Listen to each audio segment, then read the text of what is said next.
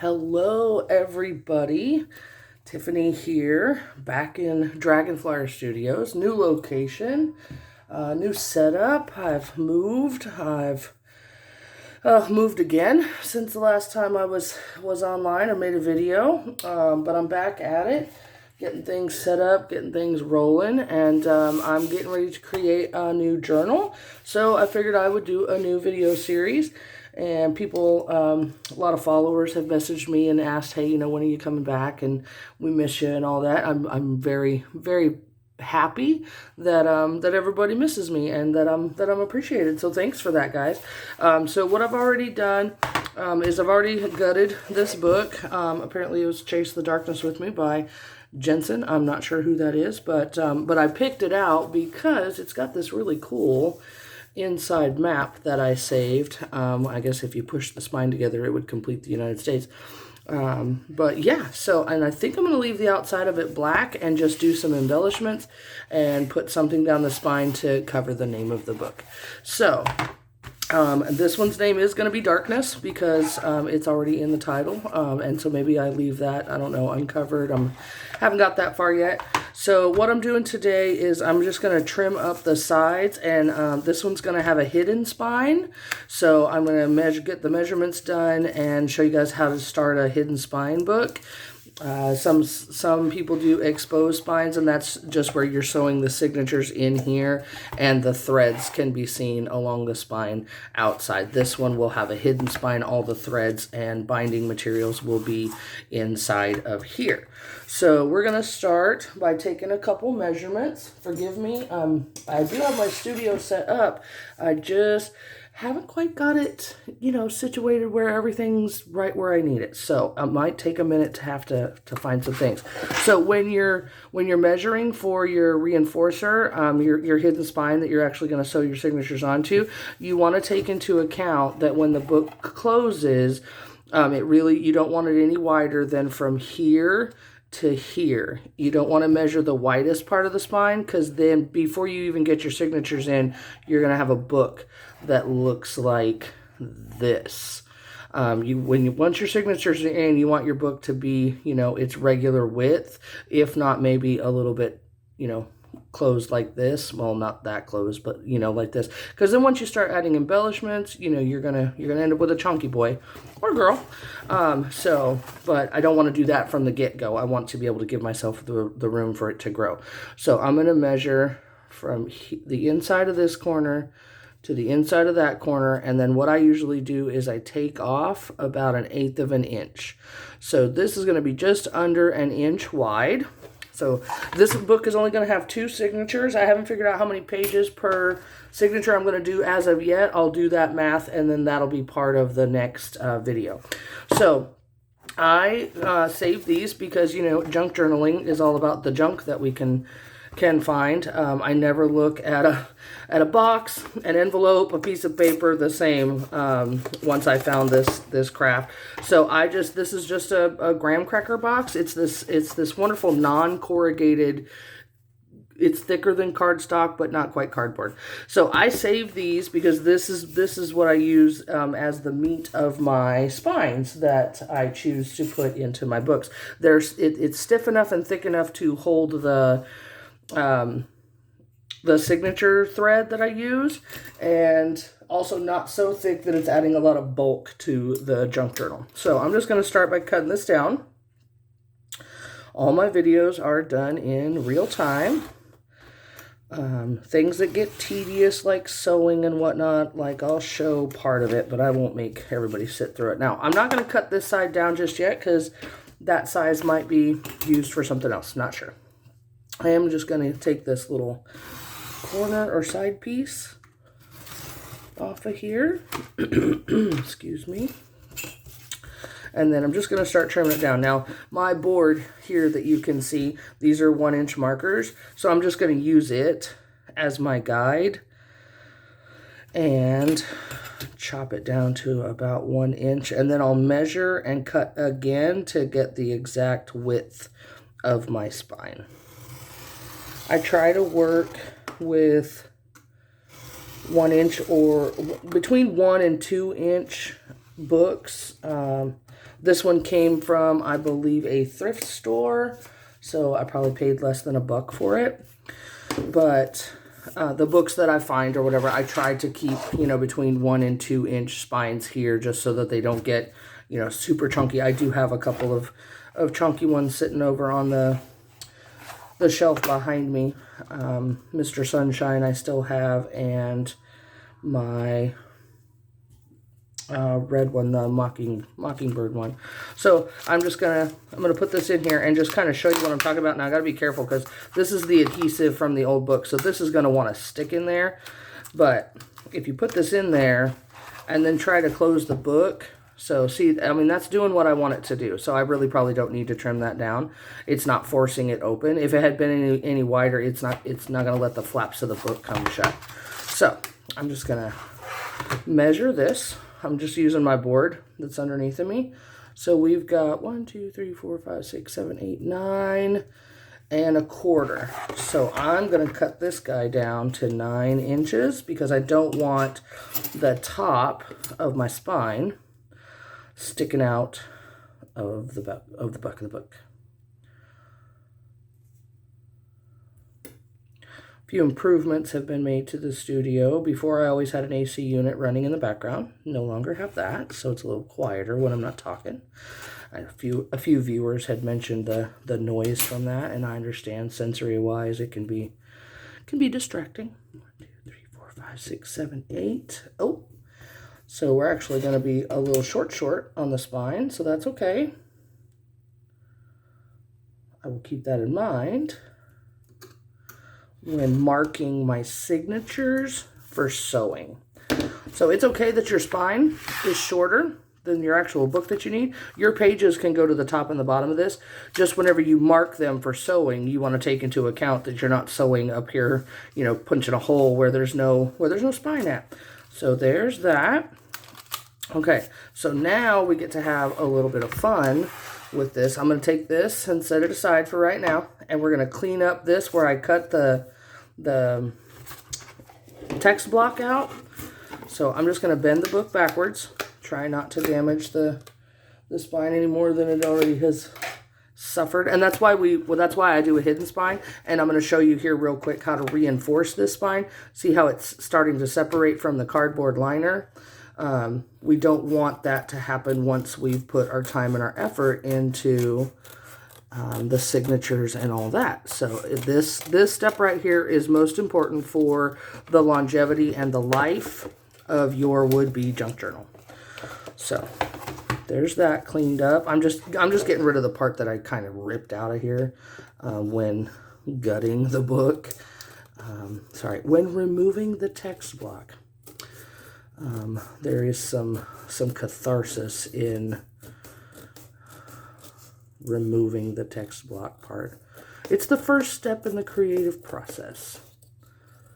Okay, so there's that. So now we have this. I'm going to come in here and trim this off a little bit more because it's sticking over a little too far for my liking. I want it to be flush.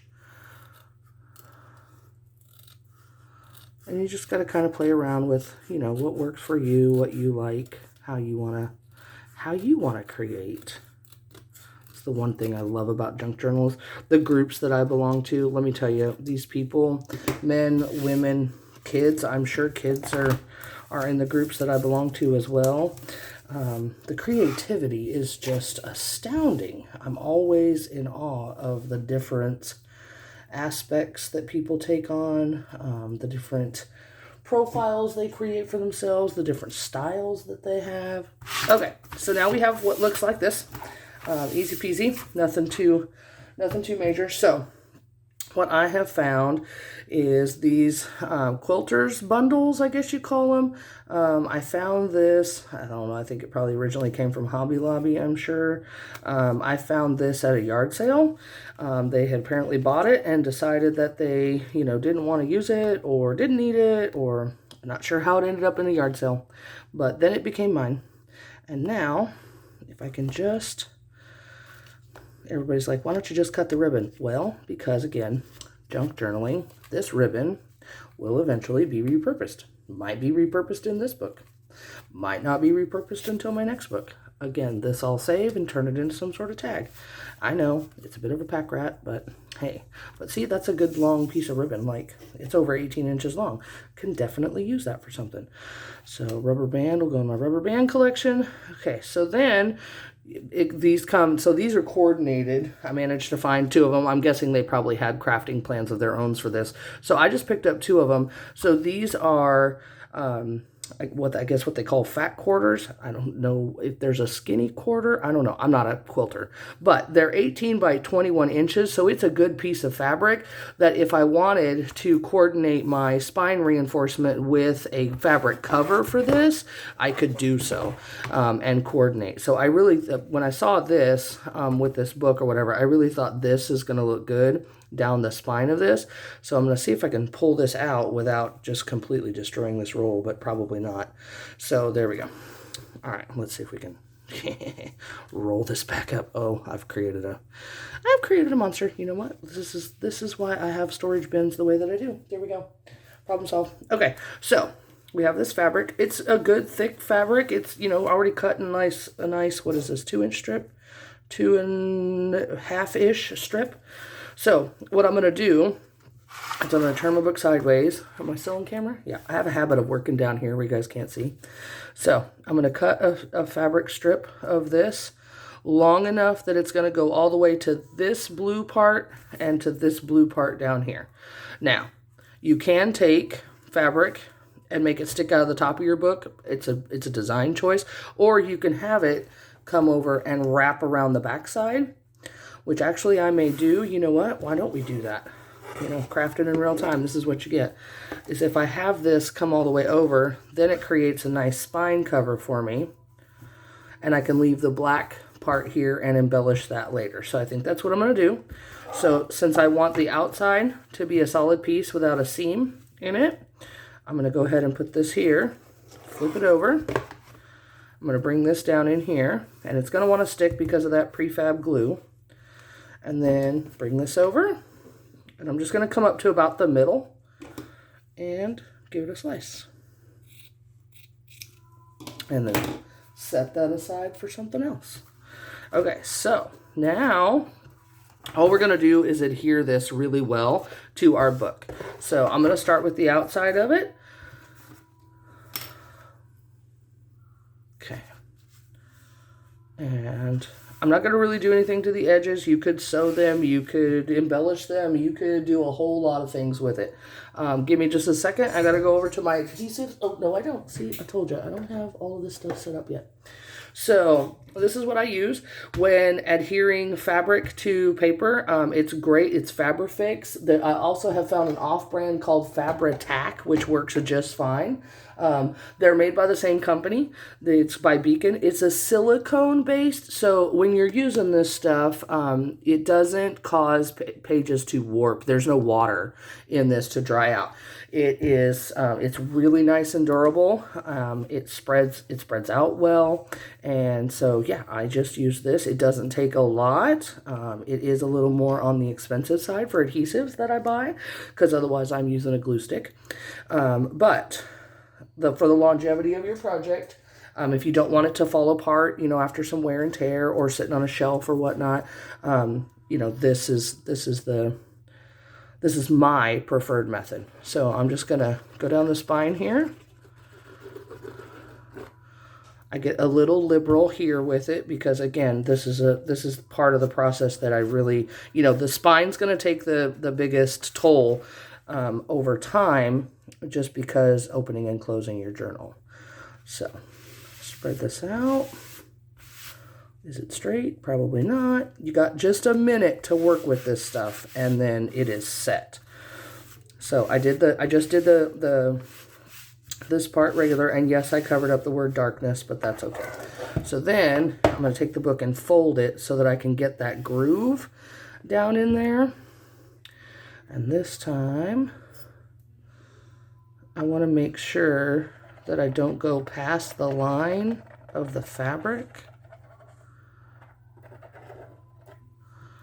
Okay, and then finger smooshing tool comes in. That's the technical term for this, is the finger smooshing tool. And you just want to smooth it out. Give it a second to get tacky. And then you're just going to push this down into that spine.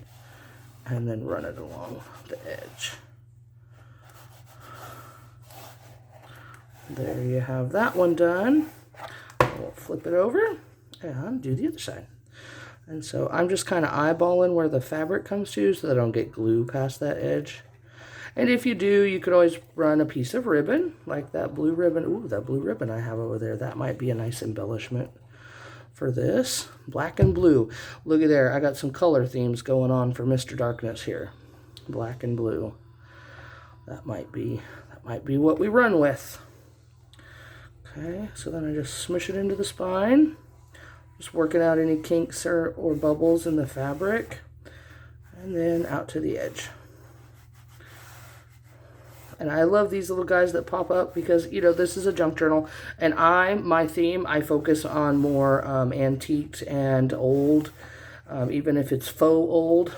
So there you have it. Your spine is now covered. You can see a little bit of the text showing through, but I'm not too worried about that. Everybody's going to know this is an old book repurposed into something different. So now we can open it up.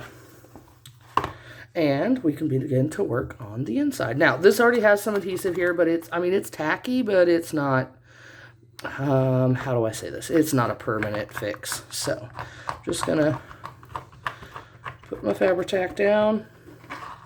In here is where you want to be really liberal, because this is also going to have that hidden spine adhered to it once we're done. Okay. If you don't want to use your fingers, I mean, you know, you could use a popsicle stick. I know some people have skin problems, you know, allergies and whatnot. If you're allergic to silicone, I would not put this stuff on your skin. I don't know that it'll cause a breakout, but I don't want to suggest something that's going to make somebody, you know, suffer or be in any kind of pain. So popsicle sticks work just as well. I use a different finger for the smushing of the fabric, just because this one's still got tacky silicone on it. So you just want to work this into all the crevices, and I do this while the book is laid open flat, and then make sure that it gets in there good. I go ahead and close it and just kind of smush the book into place. And just like that, I've made a Reader's Digest. Look at that. Okay. Once I feel like that's pretty well good and secure, I am going to come back and glue this down. We're just going to double reinforce it. Can't talk. I'm so glad to be back in the studio. So a little backstory for those of you that might be new. 7 months ago, I relocated for work. I moved from the city I'd been in for 6 years to a new city in Texas. And I love it here. Love my new job. And put all my stuff in storage because I knew the move was going to be temporary. I had to downsize, so I didn't have the extra room for a studio in the new place down here. 6 months later, I'm now in the place that I'm in now, have my studio back, which I'm eternally grateful for. And but about 4 months ago now, I got a call from the storage unit that I had put all of my crafting supplies and stuff into. Maybe not all, because I still have my journals and stuff like that, but the bulk of my studio stuff went into storage. And I got a phone call from the storage unit people saying, hey, we need you to come down to your unit. There has been a problem. And I was like, okay, well, I know my storage unit rent fee is paid. So I know that wasn't the issue. And I get down there and I find out that the lock has been cut from my storage unit and pretty much anything and everything of value. And I think they knew what they were after because they took all the good stuff, had been ransacked and gone through. And I would say probably about 85% of all my crafting stuff was gone. So I had a pegboard system. I had all of my videography stuff in there. It was very disheartening. As first time anything of mine's ever been broken into or stolen like that. So yeah, I filed a claim and did a police report, and, you know, I don't think anybody's ever going to find my pegboard system again. But, you know, did all the things that you do when a violation like that has happened. And so then about about 3 months after that happened, I moved to the house that I'm in now and started over, building a stash and, you know, going to more yard sales and estate sales, and haven't found any antique malls here where I live now, but I will. Give me time. And so, yeah, now I'm back. And that's just a little backstory. It's just me talking while we're sitting here gluing stuff together. All right, so now we have all of that glued down. Very, very fabulous looking. I like it a lot. I probably will come back with some sort of finishing, quote-unquote finishing strip, probably ribbon, or maybe some lace. I think that might look pretty. I'm not sure yet, but there we go. There we have it. How are we on time? What are we at? 20 minutes? I try to keep these videos, so once the silicone on your finger smooshing tool is dry, you can take it and rub it on your palm, and it really will just ball up and come right off. Now, I will wash my hands when I'm done with all this because nobody wants silicone cooked into their chicken for dinner. So, yeah, so there's that we have. Now, what I'm probably going to do is, since the theme of this book is black and blue now, I'm kind of going to roll with that. I think I'm going to go see if I can find some black paper and probably wrap this in some black paper. And then the next video, I will show you how to wrap the spine, kind of decorate it up or whatnot. Because, it is part of the book. When you open up the book, between the signatures, you can see this guy hanging out in the back. So, and I may actually go and find a bigger box. This is just a little too short for me, one way or the other. I really think I want a longer spine in here. But now you can see that once we add the fabric, the spine, whoop, come here, boy, the spine fits nice and snug in there, so it'll be attached to that, and yeah, and we can proceed from there. I didn't quite get the fabric even on the front and the back, but it's a junk journal, not meant to be perfect, just meant to be fun. So, all right, so I'm going to give this a good chance to dry. Make sure that if you are using this stuff, you keep it tightly closed. It will evaporate and form a skim on the top, and then good luck getting it out of this bottle, because let me tell you, learn from my mistakes, okay?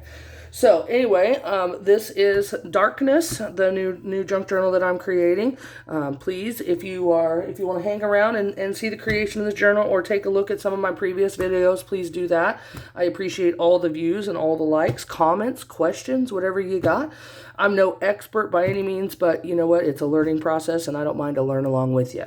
So this is Tiffany returning from Dragonflyer Studios. Hit that like button, hit that subscribe button, come back and see me again. Thanks y'all for watching. Bye.